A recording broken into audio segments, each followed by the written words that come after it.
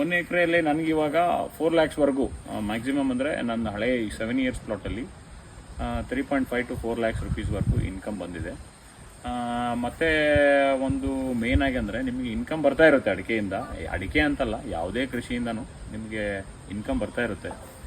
ನಿಮಗೆ ಒಂದು 100% ಇನ್ಕಮ್ ಇವಾಗ ಒಂದು 10 lakhs rupees ನಿಮ್ಗೆ 1 ಎಕರೆಯಿಂದ ಸಿಕ್ಕಿದೆ ಅಂದರೆ ಒಂದು 2.5 lakhs rupees ಮತ್ತೆ ಅದಕ್ಕೆ ಖರ್ಚು ಮಾಡಲೇಬೇಕು. ಸೊ ಆ ಥರ ಮಾಡಿದ್ರೆ ಯಾವುದೇ ರೀತಿ ಆಗಲಿ, ನೀವು ಅಡಿಕೆ ತೋಟದಿಂದ ಇನ್ಕಮ್ ಬರ್ತಾ ಇದೆ, 10 ಲಕ್ಷ ರೂಪಾಯಿ ತೊಗೊಂಡು ನೀವು 10 ಲಕ್ಷ ರೂಪಾಯಿ ನಿಮ್ಮ ಯೂಸ್ಗೆ ಬೆಳೆಸ್ಕೊಳ್ತಾರೆ ಆಗಲ್ಲ. ನಿಮಗೆ 10 ಲಕ್ಷ ರೂಪಾಯಿ ಸಿಕ್ಕರೆ ಒಂದು 2.5 ಇಂದ 3 ಲಕ್ಷ ರೂಪಾಯಿ ನೀವು ಪುನಃ ತೋಟಕ್ಕೋಸ್ಕರನೇ ಖರ್ಚು ಮಾಡಿದರೆ ಮುಂದಿನ ವರ್ಷ ನಿಮ್ಗೆ ಇನ್ನೂ ಇನ್ಕಮ್ ಬರ್ತಾ ಇರುತ್ತೆ. ಸೊ ನೀವು ಅಡಿಕೆ ತೋಟದಲ್ಲಿ ಕೆಲಸ ಮಾಡಬೇಕು, ಗೊಬ್ಬರ ಹಾಕಬೇಕು, ಅದರಲ್ಲಿ ಏನಾದರೂ ಶ್ರಮ ಪಟ್ಟರೆ ಮಾತ್ರ ನಿಮ್ಗೆ ಏನಾದರೂ ಇನ್ಕಮ್ ಬರುತ್ತೆ. ಇಲ್ಲದೆ ಸುಮ್ಮನೆ ಅಡಿಕೆ ಹಚ್ಚಿ ಅದಾದಮೇಲೆ ಅಡಿಕೆ ಹರಿಯೋಕ್ಕೆ ಬಂದರೆ ಇನ್ಕಮ್ ಚೆನ್ನಾಗಿ ಬರಲ್ಲ. Thank you all. ಇದರ ಫುಲ್ ವಿಡಿಯೋ ನಿಮಗೆ ನೋಡಬೇಕಂದ್ರೆ ಸೊ ನಮ್ಮ ಲಾಂಗ್ ವಿಡಿಯೋದಲ್ಲಿ ಇರುತ್ತೆ, ಅದರ ಲಿಂಕನ್ನು ಕೂಡ ನಾನು ಮೆನ್ಷನ್ ಮಾಡಿರ್ತೀನಿ.